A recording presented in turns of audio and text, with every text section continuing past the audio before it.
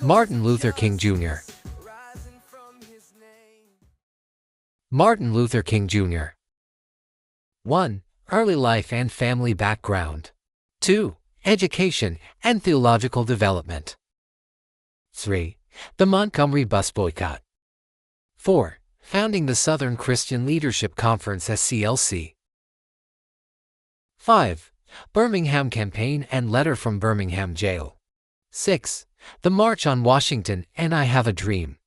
7. Civil rights legislation and the Nobel Peace Prize. 8. The shift toward economic justice and opposition to the Vietnam War. 9. The Poor People's Campaign and Final Days. 10. Legacy and global influence. 1. Early life and family background. Martin Luther King Jr. was born on January 15, 1929, in Atlanta, Georgia, into a deeply religious and socially aware family. His father, Martin Luther King Sr., was a Baptist minister and civil rights advocate, and his mother, Alberta Williams King, was a schoolteacher from a respected African-American family. The Kings lived in the Auburn Avenue community, a hub for African-American culture and business in Atlanta. King was raised in a home steeped in the values of faith, education, and community service. From an early age, he was acutely aware of the realities of racial segregation and injustice. A pivotal moment in his childhood occurred when a white friend's parents refused to let them play together due to racial prejudice. This experience planted the seeds of his lifelong fight against racial inequality. King attended Atlanta's public schools and later Booker T. Washington High School, where he excelled academically and skipped both the 9th and 12th grades. At 15, he entered Morehouse College, where he was influenced by Dr. Benjamin Mays, the college president and a staunch advocate for racial equality. Mays became a lifelong mentor to King and deepened his commitment to social justice. 2. Education and theological development. After graduating from Morehouse in 1948 with a degree in sociology, King attended Crozer Theological Seminary in Pennsylvania. There, he was elected student body president and graduated at the top of his class. He studied the works of Mahatma Gandhi, which profoundly shaped his belief in nonviolent resistance. King went on to pursue a Ph.D. in systematic theology at Boston University. His dissertation examined the theological conceptions of God in the works of Paul Tillich and Henry Nelson Weeman. In Boston, he also met Coretta Scott, a talented singer and student at the New England Conservatory of Music. The two married in 1953 and would have 4 children. During his time in the North, King experienced a different social atmosphere where racial segregation was less overt. But he remained aware of the deep-rooted discrimination facing African Americans nationwide. His academic journey reinforced his belief that theology could be a powerful tool for social change. 3. The Montgomery bus boycott. King's rise to national prominence began in 1955 when he accepted the call to pastor Dexter Avenue Baptist Church in Montgomery, Alabama. That same year, Rosa Parks was arrested for refusing to give up her bus seat to a white passenger. Her arrest sparked the Montgomery bus boycott, a pivotal moment in the civil rights movement. King was chosen to lead the Montgomery Improvement Association, which organized the boycott. Over the course of a year, African Americans in Montgomery refused to ride city buses, demanding desegregation. The boycott tested King's leadership and introduced him to the risks of civil rights activism, including threats, arrests, and the bombing of his home. The boycott ended in 1956 after the U.S. Supreme Court ruled that bus segregation was unconstitutional. This victory marked a major milestone in the civil rights movement and solidified King's role as a national leader advocating for nonviolent resistance. 4. Founding the Southern Christian Leadership Conference SCLC. In 1957, King and other civil rights leaders founded the Southern Christian Leadership Conference SCLC to coordinate nonviolent protests across the South. The SCLC became one of the most important organizations in the civil rights movement, emphasizing Christian ethics and nonviolent activism. As president of the SCLC, King traveled extensively, speaking, organizing marches, and advocating for civil rights legislation. He promoted voter registration drives and worked to end segregation in public facilities. His leadership style was inclusive and deeply rooted in moral conviction, earning him admiration across the political spectrum. That same year, King published his first book, Stride Toward Freedom, detailing the Montgomery bus boycott and articulating the philosophy of nonviolent resistance. His work inspired activists across the country and laid the foundation for a decade of civil rights campaigns. 5. Birmingham Campaign and Letter from Birmingham Jail. One of the most critical moments in King's activism came in 1963 with the Birmingham Campaign in Alabama. The city was notorious for its strict segregation and violent responses to civil rights protests. King and the SCLC joined local activists in organizing sit-ins, marches, and boycotts. King was arrested during the campaign and wrote the famous Letter from Birmingham Jail, a powerful defense of nonviolent protest and civil disobedience. The letter addressed criticisms from white clergy who urged caution and patience. In it, King argued that justice too long delayed is justice denied and articulated the moral imperative to act against injustice.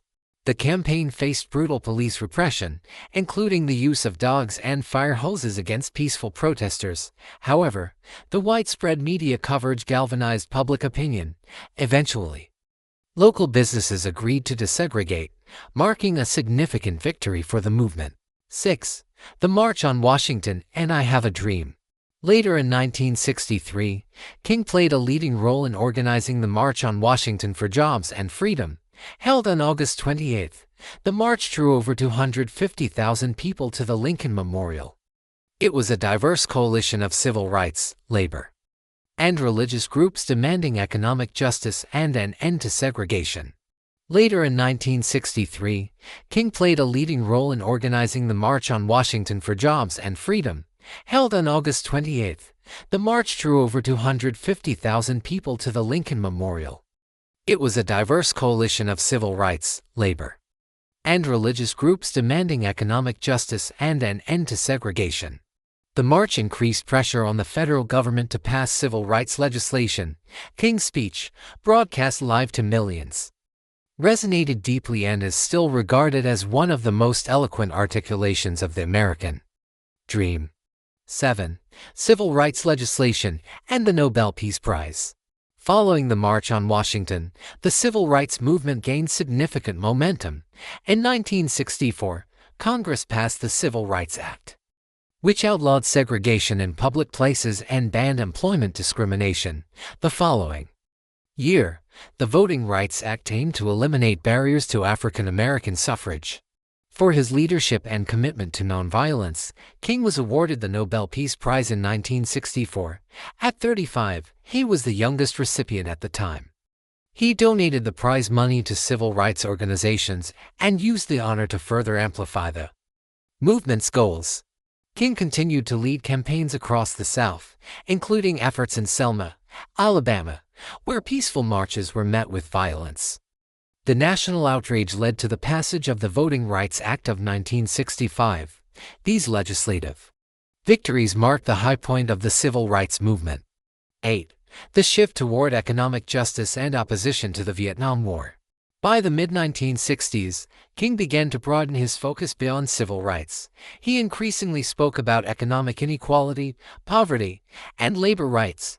In 1966, he launched the Chicago Freedom Movement, aiming to combat housing discrimination in northern cities. Though the campaign met with limited success, it highlighted the systemic nature of racism nationwide. King also became a vocal critic of the Vietnam War, arguing that the U.S. government was spending billions on war while neglecting social programs at home. His 1967 speech, Beyond Vietnam, marked a turning point and drew criticism from political allies and the media, yet King remained steadfast, asserting that moral responsibility required him to speak out. This period marked an evolution in King's philosophy, emphasizing the interconnectedness of racial, economic, and international injustice.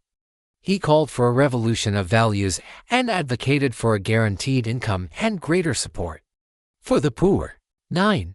The Poor People's Campaign and Final Days. In 1968, King launched the Poor People's Campaign to demand economic justice for impoverished Americans of all races. The campaign planned a massive protest in Washington, D.C., to urge Congress to enact an economic Bill of Rights.